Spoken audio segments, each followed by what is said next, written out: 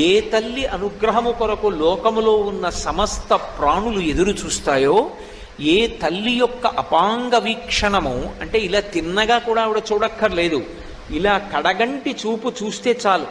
అపాంగై అమ్మవారు ఇలా చూస్తుందిట, కడగంటి చూపు అంతే. ఆ ఒక్క చూపు చేత ఒకడు మహదైశ్వర్యవంతుడవుతాడు.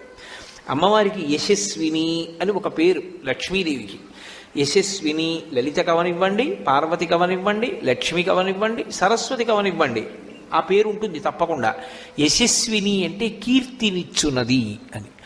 కీర్తి మనిషి జీవితంలో సంపాదించి తీరవలసినటువంటి విషయం. అందుకే భూపసభాంతరాళవన పుష్కళవాక్యతురత్వమాజి బాహాపటుశక్తియున్ యశమునందనురక్తియు ప్రకృతి సిద్ధగుణంబులు సజ్జనాళికిన్ అంటాడు భర్తృహరి.